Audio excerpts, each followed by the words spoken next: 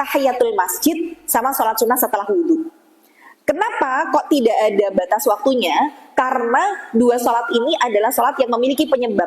Yang satu penyebabnya wudhu, yang satu penyebabnya masuk masjid. Maka kalau teman-teman misalkan nih kajian jam 5:30, itu kan sebenarnya waktu terlarang juga. Ketika teman-teman dari rumah sudah dalam keadaan wudhu, kemudian masuk masjid, meskipun itu waktu terlarang, maka boleh untuk sholat tahiyatul masjid dan sholat sunnah setelah wudhu. Tapi sholat kayak sholat taubat, sholat hajat itu nggak boleh, karena sebenarnya nggak boleh untuk ada sholat sunnah di waktu terlarang, gitu ya. Nah, nanti waktu terlarang lagi selain habis subuh sampai dengan matahari terbit, kemudian nanti matahari terbit dikasih sekitar 15 menit, setengah jam, sampai dia matahari meninggi dengan sempurna, baru ada sholat syuruk gitu ya. Sholat syuruk nanti awal duha. Ini jamnya ada ini syuruknya nggak? Ada jam berapa? Kelihatan nggak? Jam berapa syuruk di situ?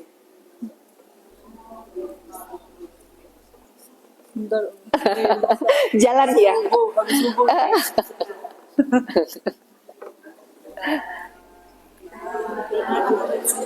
5:27. Oke. Berarti itu waktu bolehnya kita sholat syuruk. Berarti dari kan bukan sekitar jam 4 kurang dikit nggak sih? 4 lebih 5. Nah, 4 lebih 5. Jadi jarak antara subuh sama syuruk itu biasanya 1 jaman, dan memang kita kasih jeda dari 1 jam itu lebih 15 menit atau setengah jam. Makanya tadi sekitar 5:30 lah ya. Berarti dari jam 4 lebih atau setengah 5 lah ya, sampai setengah 6 itu nggak boleh sholat sunnah. Tapi kalau sudah masuk waktu syuruk jam setengah 6 tadi, maka sudah ada sholat syuruk, dan syuruk itu adalah awal duha. Maka sebenarnya sudah boleh duha di waktu tersebut, gitu ya. Walaupun memang sunnahnya duha nanti sudah dimulai pertengahan, kayak jam 9, jam 10 itu sunnahnya. Tapi kalau mau mulai jam 6 duha itu sudah boleh. Nah, nanti waktu terlarang lagi kapan? Sebelum zuhur. Jadi sekitar kita kasih 15 menit sampai setengah jam sebelum adzan zuhur berkumandang. Berarti amannya duha itu sampai jam 11. Berarti dari jam 11 sampai dengan nanti menjelang zuhur, ini waktu terlarang untuk sholat yang kedua. Maka di waktu ini usahakan jangan sholat sunnah apapun, kecuali memang yang tadi ada penyebabnya, baik itu sholat setelah wudhu ataupun sholat tahiyatul masjid. Kemudian waktu terlarang yang ketiga adalah ba'da asar, sampai dengan menjelang maghrib, sampai dengan maghrib. Maka kalau ternyata ada jenazah yang meninggal, misalkan meninggalnya habis zuhur, kemudian nanti mau dikuburin sore, maka disolatkannya nanti ba'da asar, sebaiknya solatnya tidak habis asar, karena waktu terlarang untuk solat. Terus gimana solat jenazahnya? Didahulukan sebelum solat asar. Jadi adzan asar udah berkumandang, nanti habis asar langsung dikebumikan. Ya udah, solat jenazah dulu, baru solat asar. Jangan dibalik. Bukan sholat asar dulu, baru sholat jenazah. Karena itu termasuk waktu yang terlarang untuk sholat sunnah. Gitu ya, paham ya? Nah, jadi apalagi kalau tadi misalkan mau sholat gaib gitu ya, bukan terus asal waktunya gitu loh. Jadi teman-teman juga harus ngerti, fikih itu nanti dia akan berkaitan dengan hukum-hukum yang lain gitu. Jadi bukan sekedar asal, tadi aku belum sempat untuk menyolatkan di sana, ya tak sholat gaib di rumah, tapi kondisinya udah mau zuhur, ya jangan gitu ya. Karena tadi juga hukumnya tidak wajib juga gitu ya. Nah, kecuali kalau itu ada di Masjid Nabawi, Masjidil Haram, atau di Masjidil Aqsa. Kenapa? Karena 3 masjid ini memiliki fadilah yang luar biasa. Dengan kita sholat 1 kali saja di Masjid Nabawi, maka pahalanya 1000 kali lipat. Kalau di Masjidil Haram 100.000 kali lipat. Kalau di Masjidil Aqsa 500 kali lipat. Maka karena keistimewaan dan fadilah di 3 masjid ini yang luar biasa, tidak ada batas waktu untuk kita melakukan sholat sunnah apapun. Gitu ya. Jadi misalkan sholat hajat, sholat tobat, mau ba'da subuh, karena biasanya memang di Masjidil Haram sama Masjid Nabawi itu hampir setiap kali waktu sholat ada sholat jenazah kan gitu ya. Terus nanti kita mempertanyakan, loh itu kalau di sana itu ada tuh habis asar gitu ya, atau habis subuh juga ada sholat jenazah. Iya, karena memang tempatnya itulah yang membuat istimewa. Tapi kalau kemudian di masjid-masjid kita biasa ini, diusahakan memang tidak di waktu yang terlarang untuk mensolatkan jenazah. Bisa dipahami ya? Bisa insya Allah. Baik, ini insya Allah nanti kita bahas lagi di pertemuan yang akan datang. Kalau nanti memang memungkinkan waktunya pada saat pemulasaran jenazah, mulai dari memandikan, mengkafani, mensolatkan, kita praktekkan langsung di tanggal 24, di 2 pekan lagi. Jadi teman-teman yang memang pengen untuk belajar secara langsung, praktek pemulasaran jenazah, datangnya jangan telat ya. Kalau misalkan memang nanti panitia membuka pendaftaran, bisa mendaftar karena juga mungkin kita utamakan buat yang praktek langsung yang sudah terdaftar. Walaupun yang tidak mendaftar tetap hadir seperti ini boleh juga, nggak apa-apa. Bukan berarti sampai sini terus kita tutup pintunya, nggak boleh gitu, enggak ya. Tetap kita izinkan, kita boleh juga ya. Itu teman-teman, mungkin kalau ada yang mau ditanyakan boleh dibuka sesi tanya jawab ya. Barakallahu fikum, wabillahi taufiq wal hidayah. Wassalamualaikum warahmatullahi wabarakatuh. Baik, sebelum saya jawab, kami sampaikan terlebih dahulu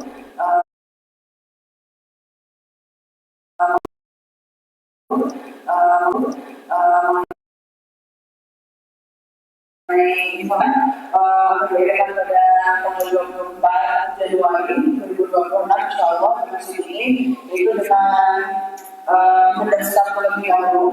Nah, untuk mendaftarnya nanti kami infokan lebih lanjut apabila linknya sudah kami buat seperti itu. Nah, selain itu nanti bisa dipantau di Instagram Masjid Kota ya, dari Masjid Kota, atau nanti kita akan share di grup kajian seperti itu. Baik, nanti kami bersedia jawab. Oke, Bu belakang 1, 2.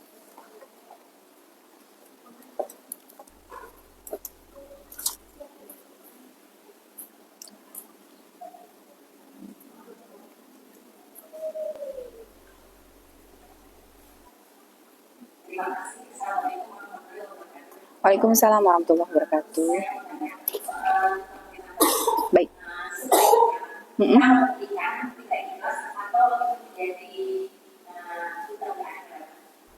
Sebaiknya memutihkan atau kita tagih di akhirat? Memutihkan tapi tidak ikhlas. Memutihkan tapi tidak ikhlas ya.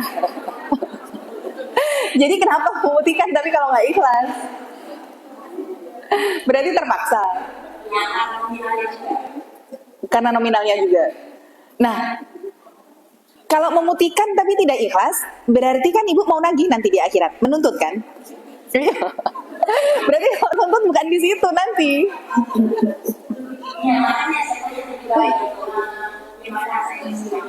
Oh, ibu tanya lebih baik mana? Lebih baik memutihkan atau menagih?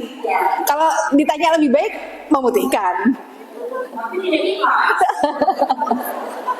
Tapi tidak ikhlas, ya sudah nggak usah, dia udah ditagih aja. Tagih di akhirat. Baik, ada hadis Rasulullah begini.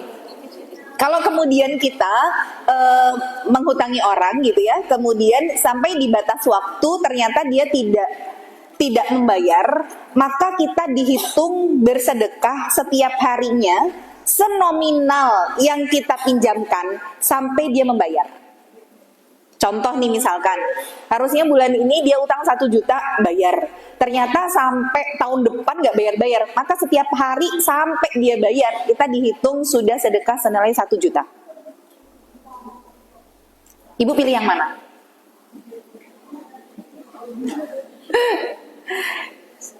Berat. Iya berat. Karena surga gitu balasannya. Kalau ringan mah ibu dapatnya nanti saben colek ya. Harus memutihkan dengan ikhlas. Loh iya. Karena syarat diterima amal ibadah tuh syarat pertama dan utama tuh ikhlas. Ibu mau sebesar apapun amalnya, kalau nggak ikhlas ya nggak akan diterima, kan gitu. Berat ya. Iya. Belajar, tapi nanti belajar ikhlas di tazkiyatun nafas ya. Karena ikhlas sendiri berproses. Nggak ada orang yang kemudian hari ini terjadi sesuatu terus dia ikhlas gitu aja, enggak. Dan proses setiap orang tuh macam-macam. Ada yang mungkin prosesnya setahun, ada yang seumur hidup dia berproses untuk terus bisa ikhlas, ada yang ketika ngelihat mukanya gitu keinget lagi gitu ya. Nah, jalani aja proses ikhlas itu gitu. Semakin besar ujiannya, semakin besar pahalanya. Radikal itu seperti apa? Kalau kita benar-benar ikhlas. Tanda ikhlas itu gimana? Oke, analogi sederhananya aja. Kalau ada orang yang bilang gini, ikhlas tuh kayak kita baca surat, ikhlas tuh kayak surat Al-Ikhlas itu loh, yang namanya surat Al-Ikhlas tapi nggak ada kata ikhlas di dalamnya loh, itu ada orang gitu. Kalau saya mungkin menganalogikannya sederhana aja. Kalau kita mungkin habis makan enak gitu ya, udah makan enak, kemudian bayarnya mahal gitu, mungkin kita bayar makan di waktu itu 2 juta gitu. Terus habis itu kita sakit perut terus ke belakang. Nah ketika ibu ke belakang nih, buang hajat tuh, buang kotoran, ada rasa nyesel nggak? Ya Allah, udah tadi makanannya enak, 2 juta, masa aku buang gitu aja? Ada rasa nyesel nggak? Nggak ada gitu ya. Terus waktu ibu buang itu, setelah selesai, ada keinginan buat nginget-nginget nggak? Tadi bentuknya kayak apa ya? Apa beda ya kalau yang harga 2 juta sampai yang harganya 20.000? Ada nggak ya bedanya gitu? Nginget-nginget nggak kita? Nggak kan? Nah seperti itulah ikhlas. Jadi ikhlas itu kita nggak ada lagi mengingat, nggak ada lagi ngungkit-ngungkit, bahkan kayak aku ngasih dia gini-gini, tahu gitu ya, dulu nggak tak pinjemin ini, itu berarti kita belum ikhlas. Makanya proses setiap orang beda-beda gitu ya. Tapi selama kita terus berusaha diproses, Allah menghargai setiap proses itu, dengan bukan berarti apa yang bisa kita lakukan di awal salah niat atau enggak ikhlas, terus Allah balesnya sesuai dengan yang kita niatin di awal. Karena gini, aku sih sebenarnya ikhlas tapi terpaksa. Nah itu kan berarti sebenarnya kita awal tuh terpaksa. Nah betapa baiknya Allah itu, Allah tidak melihat kita dengan amal yang awal kita niatkan yang bisa jadi salah, tapi Allah menghargai setiap proses itu. Makanya nanti kalau dalam hadis masalah niat itu kan innamal a'malu binniyat. Nah, yang menarik itu nanti di ujung dari hadis itu, faman kanat hijratuhu ilallahi wa rasulihi fa hijratuhu ilallahi wa rasulihi. Kalau niat seseorang itu karena Allah dan Rasul, maka dia dapat Allah dan Rasul. Tapi kalau niatnya adalah lidunya yusibuha, untuk dunia atau orang yang dicintai, harusnya nih kalimatnya ya dia dapatnya dunia atau orang yang dicintai. Tapi yang menarik di hadis itu, Rasul nggak sebutkan demikian, tapi Rasul sebutkan fahijratuhu ila mahajaro ilai, maka dia dapat sesuai dengan apa yang dia niat hijrah kepadanya. Karena bisa jadi niat kita di awal belum ikhlas, niat kita bisa jadi salah. Tapi dengan proses itu kita belajar, kita menempa diri kita, memaksakan diri untuk ikhlas, walaupun prosesnya sulit, maka Allah akan nilai sesuai dengan yang kita proses itu, bukan berdasarkan apa yang kita lakukan di awal. Jadi kalau sekarang masih belajar memaksakan diri untuk ikhlas, nggak apa-apa, paksain diri aja dulu. Nanti dari memaksakan diri akan jadi sebuah kebiasaan. Begitu sampai sudah di level kebiasaan, lama-lama akan menjadi kenikmatan. Oh ya Allah, ternyata hidup dalam kondisi nggak ada rasa gerundelan sama orang tuh ya nikmat ya, yo nyaman yo, hidupku tuh tenang ya. Tapi kalau kemudian masih ada rasa belum bisa nerima, lihat orang itu, halah kan begitu. Ngelihat postingannya dia gini, utangnya karo aku era disaur. Ini kan masih begitu. Tapi kalau kemudian sudah berproses, lama-lama akan menjadi sebuah pembiasaan gitu, ngelihat dia akhirnya biasa aja, terus ya udah nggak apa-apa. Tiap orang juga nanti ada balasannya masing-masing. Nanti yang dia lakukan juga Allah nggak menutup mata kok. Allah juga pasti akan berikan balasannya. Udah nggak usah repot-repot mengotori lisanku untuk mendoakan yang buruk, meskipun sezalim apa dia melakukan keburukan sama kita gitu loh. Jadi kita yakin aja. Nikmat aja, hidup tuh akhirnya tenang gitu. Ketika kita nggak punya musuh, kita nggak punya gerundelan, kita nggak ada rasa dendam sama orang. Kan kadang tuh ya, Kita capek sendiri kalau punya dendam sama orang lain. Dianya aja cuek-cuek aja, dia aja nggak ngerasa kalau kita sebelah sama dia, kitanya malah yang tersakiti. Kan sekarang begitu gitu loh. Orang yang punya dosa aja kadang mereka bisa hidup tenang. Masa kita yang justru didolimi malah kita yang nggak tenang? Harusnya kan kita yang tenang. Udahlah, yang namanya orang dolim itu juga ada, Rasulullah bersabda ada baba nih Tuhan ya, ada dua dosa yang dosanya itu disegerakan di dunia sebelum nanti di akhirat juga dapat adabnya. Yang pertama adalah uququl walidain, durhaka sama orang tua. Yang kedua adalah berbuat dolim terhadap sesama. Jadi ibaratnya ada orang dolim sama kita, kita nggak usah yang kemudian repot-repot mengangkat tangan kita berdoa keburukan, balas sesuai dengan apa yang dilakukan. Allah balas sendiri gitu loh. Jadi sekali lagi itu pilihan ibu. Pilih memutihkan atau menagih tergantung dari ibu pengennya seperti apa. Tapi masing-masing itu ada konsekuensinya. Nah, ibu pengen dibalasnya di awal dulu dengan proses nanti dihisap dimudahkan, atau nanti tetap hisap kita harus meniti mizan, masih harus meniti sirot, harus dikontoroh, baru di situ ibu bisa nagih. Nah, itu pilihan. Ya, pilih yang sekiranya mudah untuk membuat kita jadi masuk surganya Allah. Kalau saya begitu. Boleh. Baik. Ada lagi tadi ibu yang sebelah sini kak, mana kak?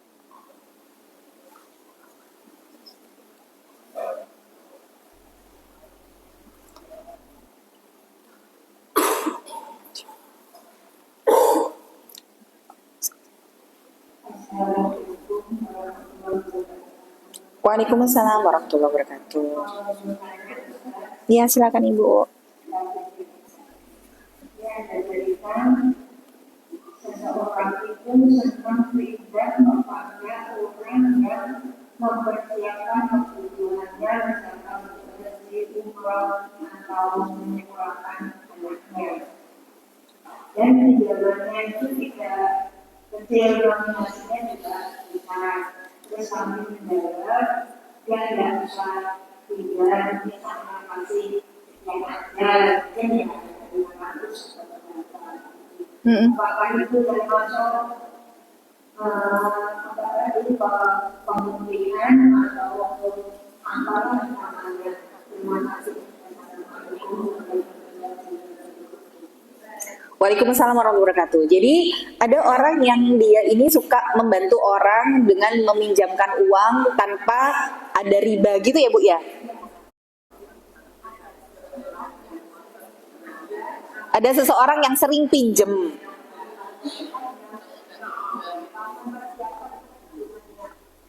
Pada orang yang mempersiapkan kebutuhannya. Terus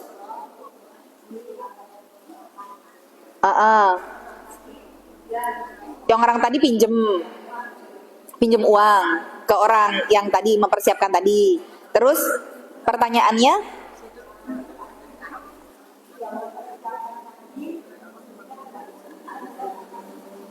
oh, orang yang tadi kemudian mengatakan sudah nggak usah pinjem, aku kasih aja, gitu ya. Apakah itu termasuk memutihkan atau tidak?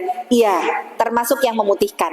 Karena ketika ada orang, bahkan itu masya Allah pahalanya double-double. Kenapa begitu? Dalam hadis yang lain Rasulullah kemudian bersabda, barang siapa yang memenuhi kebutuhan seorang muslim sehari aja, apa yang jadi kebutuhannya, maka justru kata Rasulullah pahalanya lebih aku cintai daripada orang yang beriktikaf di Masjid Nabawi selama 1 bulan penuh.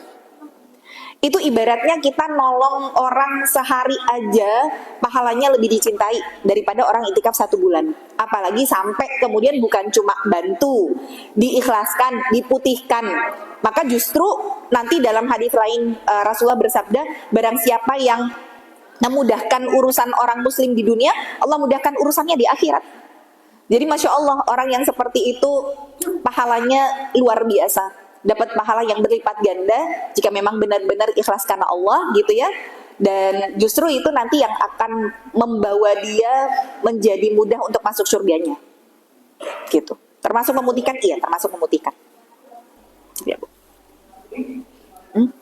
Satu lagi ya, terakhir ya.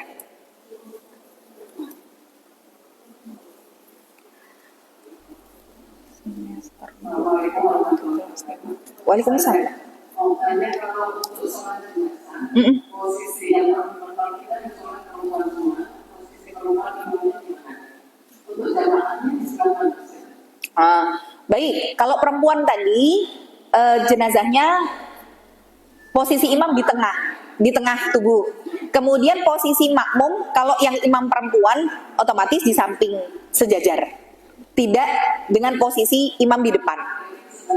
Iya, tetap di sebelah kanan. Cuma yang beda nanti posisi imamnya aja di tengah tubuh si mayit. Kalau untuk yang sama suami itu posisi kita istrinya di sebelah mana? Sama suami. Kalau misalkan berjamaah sama suami tok. Nah, sebenarnya tidak ada bedanya pada saat menata soft jenazah dengan menata soft di sholat biasa.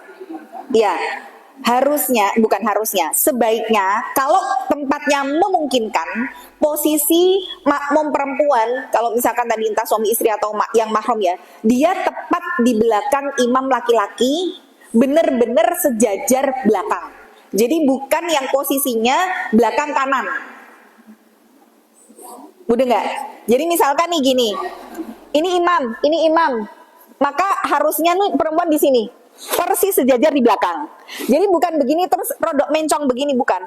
Karena biasanya orang agak mencong. Nah, itu kalau memang posisinya tempatnya memungkinkan. Karena kadang kan mungkin tempatnya sempit gitu ya. Kalau sejajar banget nggak bisa, maka boleh agak belok nyerong ke kanan gitu, nggak apa-apa. Kalau itu memang kita nggak bisa berbelakang dan kita posisinya Iya. Ya, kalau misalkan memang tempatnya nggak memungkinkan, serong sebelah kanan nggak apa-apa. Gitu. Ya, Waalaikumsalam.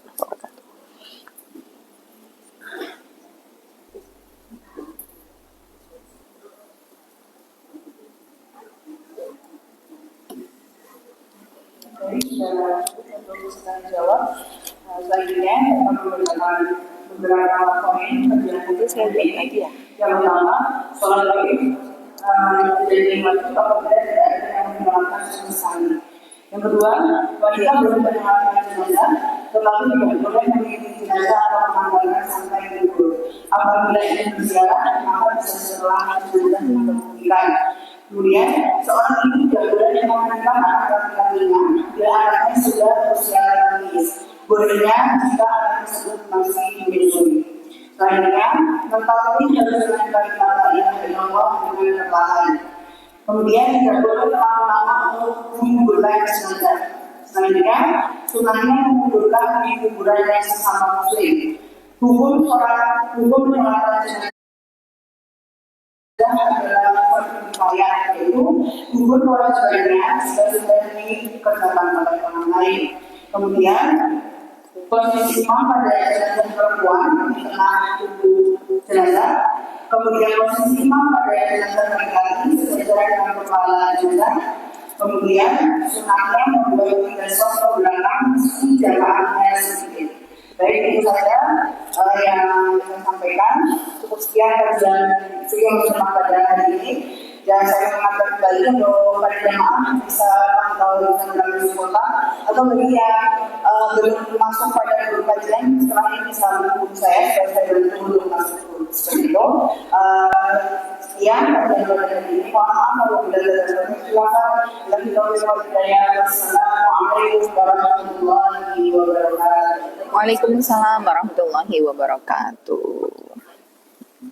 Ya, jawab buat yang online dulu ya. Kalau anak belum balik wajib ditalkin. Sebenarnya talkin itu tidak wajib, tapi memang diusahakan. Kalau misalkan memang tidak sempat mentalkin, kalau anaknya juga belum usianya belum akil balik ya, maka insya Allah sudah mendapatkan ya. Tapi tutup Gimana? kalau takziah biasa kasih gitu ya, masih sepi itu gimana? Gak apa-apa, boleh. Sholat sendiri. Sholat sendiri tidak apa-apa, tidak masalah. Tidak harus mencolatkan itu dengan cara berimaman. Iya, nggak apa-apa. Saya jenazah pria maupun wanita. Iya, iya. Jadi posisinya gimana? Posisinya sama ya. Jadi kalau yang perempuan di tengah, kalau yang laki-laki kita di kepala. Makanya nanya dulu, di kepalanya mana gitu. Matur nuwun. Ya, Assalamualaikum. Waalaikumsalam. Ya, ya. Mm-mm. tentang memandikan jenazah. Baik, memandikan jenazah. Yang meninggal taruhlah istri. Heeh. Yang memandikan suami. Bukan yang berhak, yang satu-satunya lawan jenis yang boleh. Yang boleh suami. Heeh. Yang boleh suami. Yang lawan jenis ya. Oke. Kalau tidak lawan jenis, nggak apa-apa, nggak masalah. Maksudnya kayak anak, adik gitu boleh. Ya. Tapi kalau ada laki-laki di situ, berarti harus yang mahram selamanya dengan yang memandikan. Oh gitu. Mahram selamanya. Dengan yang mandikan. Tapi harus satu jenis dengan si mayit. Jadi misalkan yang meninggal suami, misalkan lawan jenis yang boleh memandikan istri. Tapi istri ini butuh teman, maka yang boleh memandikan adalah yang satu jenis dengan si mayit, berarti laki-laki. Tapi yang mahram selamanya dengan kita, istri yang mandikan. Jadi bolehnya anak laki gitu ya. Kemudian bapak atau mertua kita gitu. Tapi kalau misalkan ternyata kita nggak punya anak laki, anak kita perempuan, kita nggak boleh ditemani anak perempuan kita. Kenapa? Karena anak perempuan kita beda jenis dengan bapaknya. Saya kan sama suami ini kan menikah, suami ada anak laki-laki. Nah itu berarti boleh. Boleh, karena anak bawaan ya, anak bawaan suami, ya akan jadi mahram selamanya, ya dengan ibu sambungnya, boleh. Tapi kalau misalkan anaknya perempuan nggak boleh, nggak boleh. Berarti saya misalkan saya menikah, yang boleh suami kalau suami betul, anak perempuan, sama anak perempuan saya. Ya. Saya ada anak perempuan. anak perempuan, mertua. Kalau adik ipar nggak boleh, Adik saya nggak boleh. nggak boleh, karena bukan mahram dengan suami. Berarti kalau misalkan mertua saya nggak ada, taruhlah anak juga mungkin ya kalau sama anak laki-laki satu aja. Mertua laki apa perempuan? Misalkan suami saya meninggal, ada anak laki-laki. Misalnya cuma berdua tok, kayaknya juga masih Kurang, ya. Ipar saya yang ini, Ipar nggak boleh. berarti Karena ada kita di situ, yang menjadi masalah kitanya. berarti kalau misalnya berarti lebih baik saya tidak memandikan. Lebih baik tidak memandikan, biarkan para laki-laki semuanya yang memandikan. Biar misalkan adik-adiknya.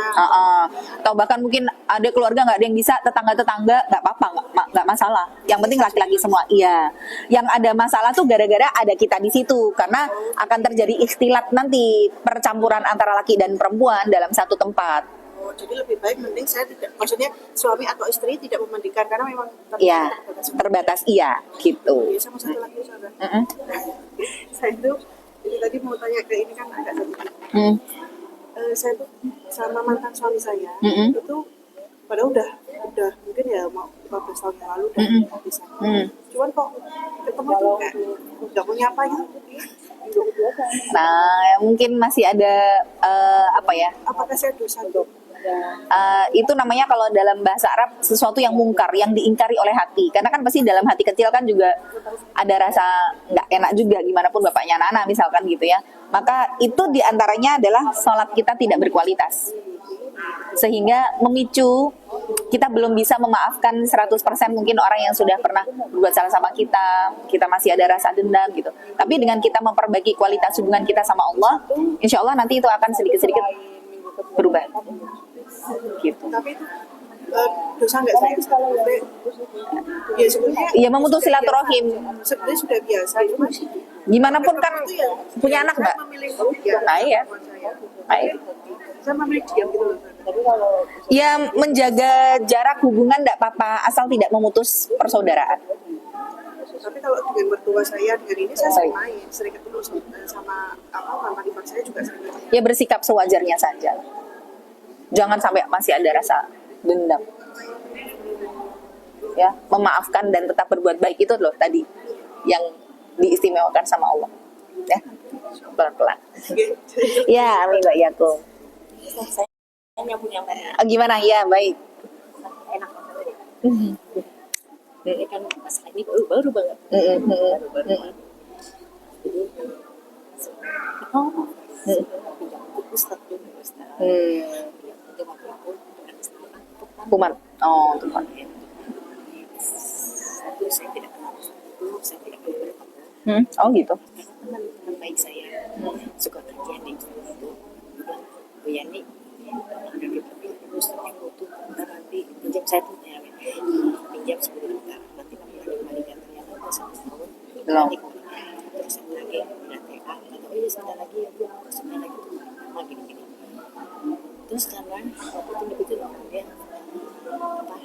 terus di pondoknya juga pondok tinggalnya.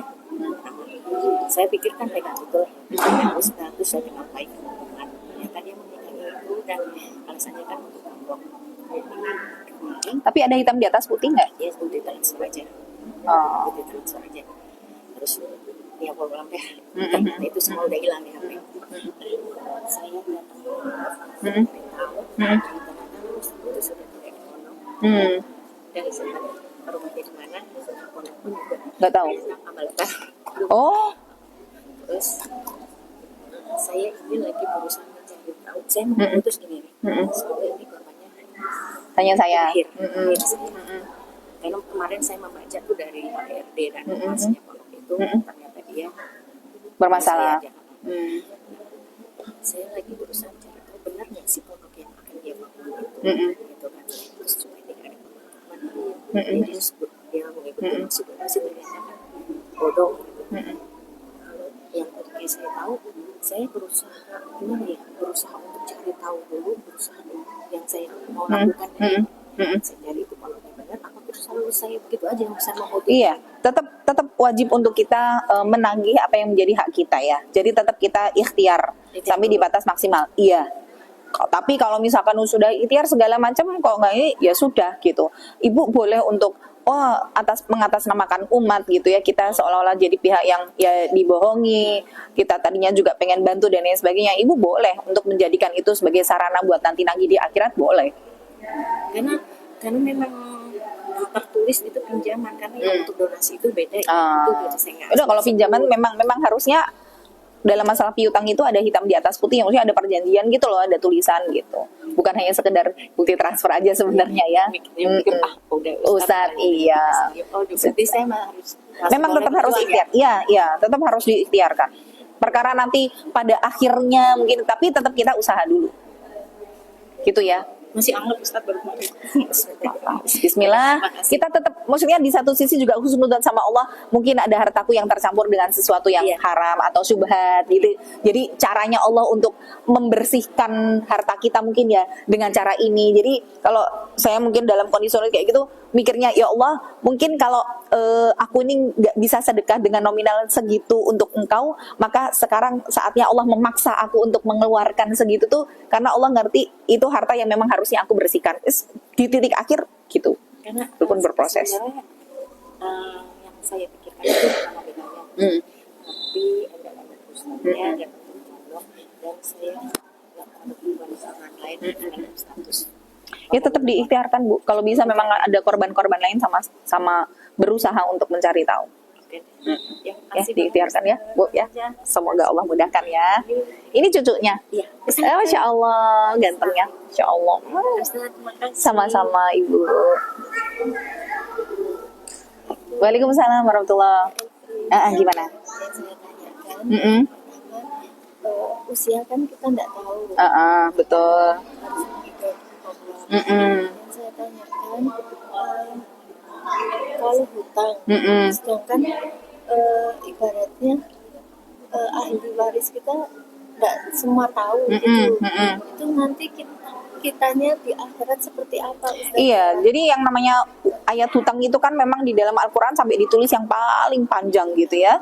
Termasuk juga harusnya hutang itu ada saksi ya, harus ada tulisan gitu.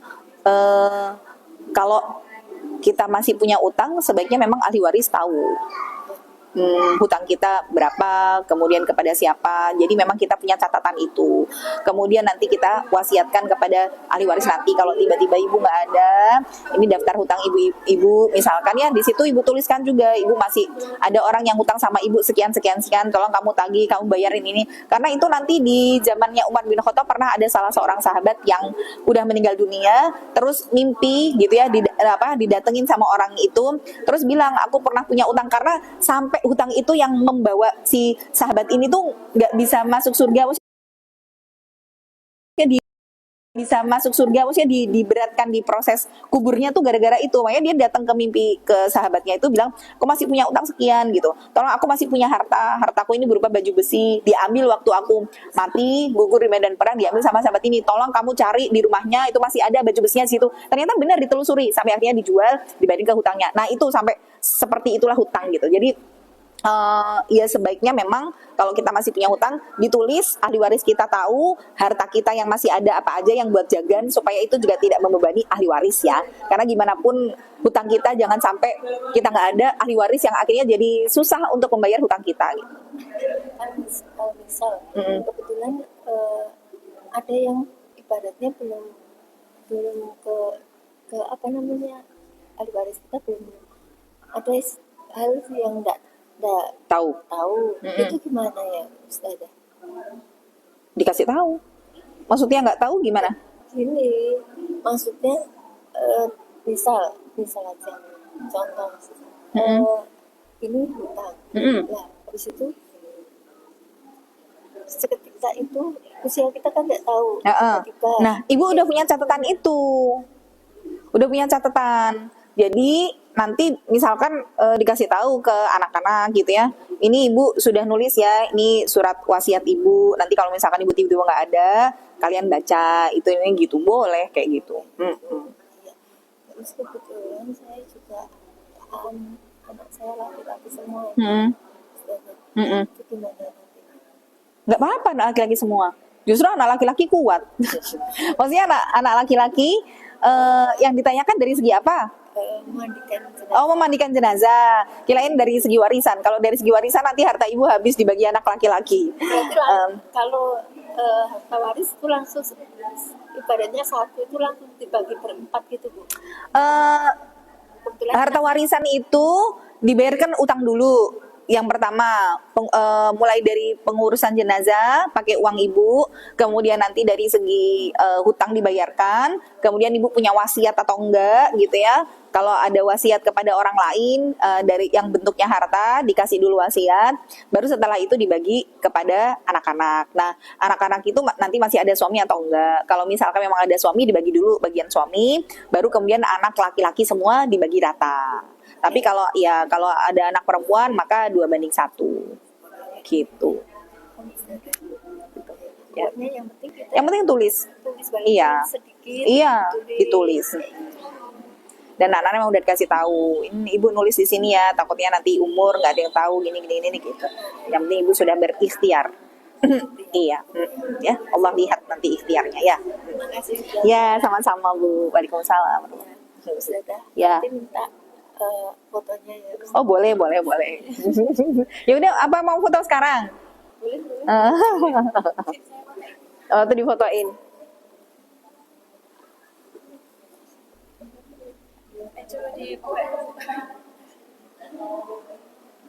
Oke, ini lagi ada yang konsul, lagi ada yang tanya. Nanti insya Allah saya jawab ya. Saya itu satu-satu ya.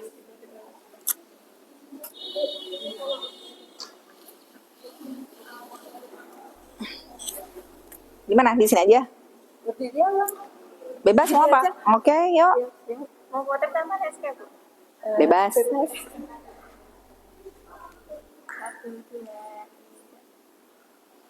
Satu dua. Sampai? Iya. Ketinggalan. Satu dua. Oke, ya. Sama-sama. Anak perempuan boleh nggak mandi jenazah bapak? Nggak boleh. Iya, waalaikumsalam warahmatullahi wabarakatuh. Usah. Masih ada yang boleh. Gimana? Misalkan kita mau beli logam mulia, tapi di tokonya itu kita harus PO dulu. Nah, pas kita mau PO, kita kan ya udah nggak apa-apa PO, tapi kita biar tunai. Tapi kan kita belum dapat emasnya ya. Ya itu gimana? Nggak boleh dong. Karena ada uang, ada barang. Oh gitu ya. Terus saya ada jadi Cari yang gampang aja. kalau kan waktu itu saya juga pernah beli ini ya Us. Apa namanya nah yang tadi ya yang tadi kalau itu udah terlanjur nah saya baru tahu oh ternyata nggak boleh. Nah, itu terus gimana ya Us? Sudah ditaubati. Ditobati dan jangan lagi. Berarti tapi barangnya nggak apa-apa ya berarti ya. Ya nggak apa-apa, bukan berarti terus barangnya harus disedekahkan juga enggak. Itu terus waktu itu saya kan beli emas juga Us, anting gitu ya. Tapi kan tukar tambah gitu loh. Us. Nggak boleh, jual dulu. Nah waktu itu tuh saya belum sadar kan. Pas nyampe rumah baru kayak kok aneh ya kayak gitu. Terus itu gimana ya? Ya udah ditobati. Terus kalau misalkan ya kita kan udah taubat, terus mau dijual lagi kambingnya, itu apa harus disedekahkan? Enggak, kecuali kalau mau sedekah bebas. Tapi kalau zakat enggak. Kalau misalkan kita niatnya untuk membersihkan harta karena bisa jadi tadi tercampur itu kan masuknya riba juga ya, tercampur dengan riba. Udahlah kita sisihkan berapa untuk membersihkan harta boleh, tapi bukan untuk meniat zakati emas gitu, karena memang nanti ada tata caranya kalau zakat gitu. Besok lagi kalau udah kayak gitu ya jangan gitu ya, jangan diulangi lagi. Udah 2 kali Mas. Padahal dosa riba itu kan yang paling ringan apa? Berzina dengan ibu kandung kan, ya ditobati ya. Udah Mas, gitu aja. Gitu, sih, Mas. oke. Iya, Mas. Ya sama-sama. Assalamualaikum. Waalaikumsalam warahmatullahi. Harus cek pembaris menurut agama. Oke, kalau warisan nggak boleh ya sama rata laki dan perempuan. Anak laki juga nggak boleh mandi jenazah ibunya, nggak boleh. Bu, gimana? Ini ada titipan. Salam enggak? Oh iya, kumaha damang. Lagi itu ya, kedatangan cucu. Udah, Oh, udah. Oh ya udah itu ya, liburan. Udah. Dari sebelum tahun baru aja mereka udah pada pulang. Oh, Makanya takut macet. Dia duluan. Dia naik kereta. berempat. Oh, naik kereta. Naik kereta berempat. Baru 4 hari kemudian baru dijemput. Ini titipan dari Mbak Nur. Yang mana sih Bu orangnya? Istiqomah kayaknya. Tapi Oh, Bu Nur yang anaknya dokter bukan? Dia dokter sing kecil. Dokter sama polisi, ini yang polisi. Oh, yang punya perusahaan apa gitu nggak sih? Citra punya plastik. Oh, perusahaan plastik ya? Ya. Oh. Dia anaknya dokter yang kecil. Oh alah. Oh ini dokter gigi. Bukan. Oh yang dokter gigi mantunya. Mantunya dokter. Jumat 16 Januari. Oh intinya di tanggal 18 Januari itu kapan? Hari Ahad. Ini Kan udah seminggu depan. minggu depan ya? Bukan ini kan? Minggu depan. Gimana Bu untuk besok tuh gimana ya? Yang Ya itu tadi Mbak Endah cerita. Jadi nanti apa yang Ibu siapin? nanti kan saya insya Allah ditemani sama Ustazah Heva. Karena saya tuh kan belum pernah praktek ya, asal takut gitu. Jadi cari yang udah pernah langsung deh gitu. Nah, insya Allah besok akomodasi sama saya aja, maksudnya saya antar jemput gitu. Terus kemarin ada yang ini kan nanya dari bandar itu, saya minta disiapkan lah. Tapi dia beli dari tetangganya, terus ada kapur barus tuh yang warnanya merah kuning hijau itu. Terus saya bilang jangan yang berwarna, yang putih aja, karena nanti juga ditumbuh kalau bisa memang udah siap pakai gitu. Terus kapasnya juga dia yang kapas muka itu kan bukan kapas itu ya, gitu. Terus juga kalau misalkan memang nggak ada orang, kadang-kadang kalau pakai orang suka pada ketawa, kadang kan gitu ya, terus pada mungkin nggak berani gitu loh, takut gitu. Kayaknya request pakai manekin, siapin aja. Kalau nggak ada orang, manekin. Tapi jangan boneka, karena kalau boneka kan kecil banget kan. Iya itu yang patung buat pakaian. Patung orang gitu, yang sekitar. Ya, makanya mau sewa di mana gitu. Pinjem aja dari yang punya toko baju. Makanya itu juga mau pinjam. Ada kepalanya juga. Kan nanti dibikinin jilbab gitu Bu. Iya, jangan badan doang. Enggak tuh Pak Ipon punya nggak? Kalau Ipon ya pasti punya ya. Toko ya. Terus mau disediain berapa? Nah, besok itu mau gimana? Mau praktek per kelompok-kelompok, berarti kan harus lumayan banyak kan sedianya. Atau kayak cuma satu doang yang lain ngelihat? Kalau aku dulu satu doang ngelihat, terus nanti kalau misalnya ada yang mau nyoba, sudah selesai, mereka nyoba gitu. Tapi misalnya cukup 2 kalau saya gitu. Jadi dia Pak Budi yang contoh. Oh iya? Iya, coba satu ini dia Ustaznya. Tahu dia.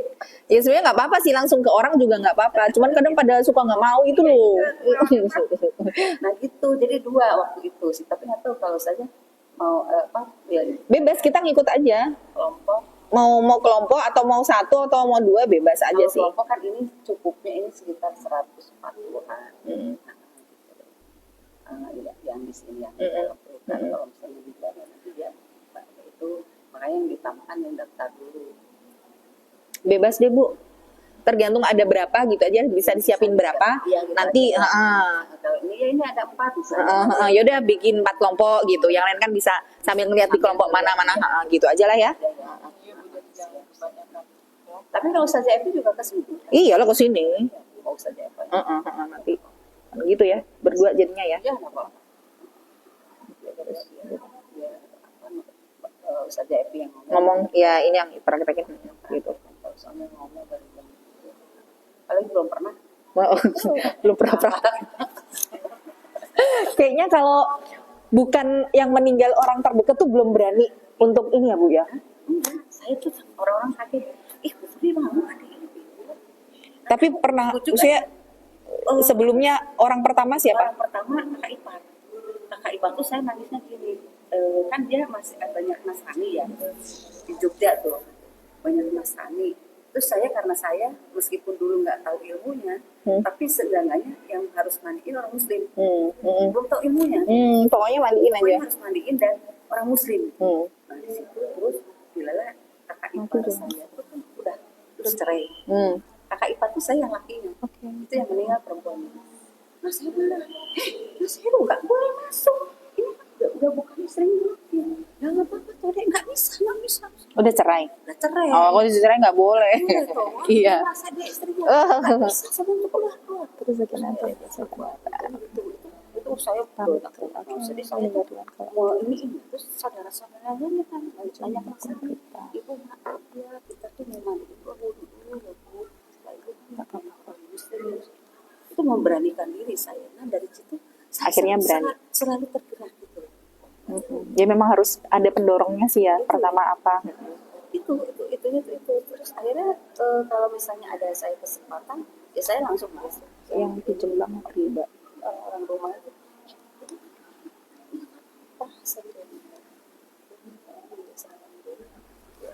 memberanikan bisa. Iya. Bismillah lah. Diawali. Alhamdulillah ibu saya juga saya Mandikan lagi atau? nungguin ibu saya nanti nungguin siapa gitu. Ada saya udah nyampe maghrib. Ditungguin. Nungguin. Kan beda sedikit kan. Mama saya meninggal jam 2, saya nyampe Bandung jam 3. Oh, ya nggak lama.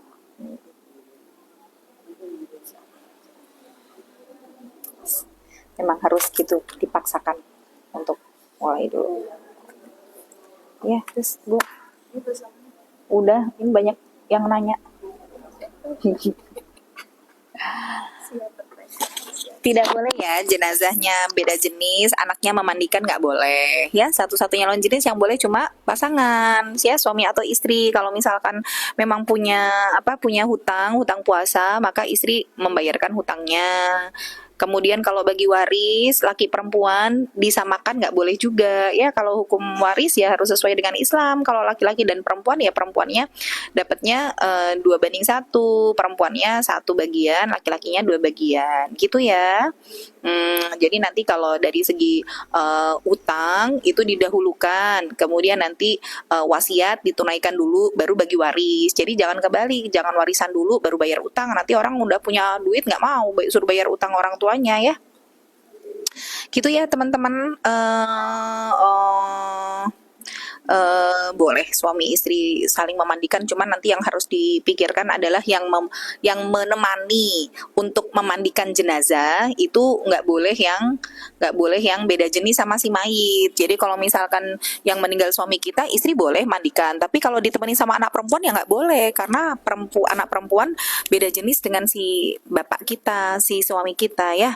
Adik laki si perempuan boleh memandikan suaminya nggak? Adik laki si perempuan boleh mandikan suaminya nggak? Gimana? Adik laki si perempuan boleh memandikan suaminya nggak? Yang menemani adik-adiknya sama kakaknya yang laki-laki semua.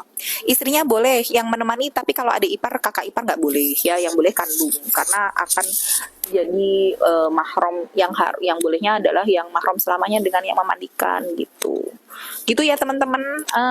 Pertanyaannya banyak sekali, belum bisa saya jawab satu-satu. Saya ini masih di masjid.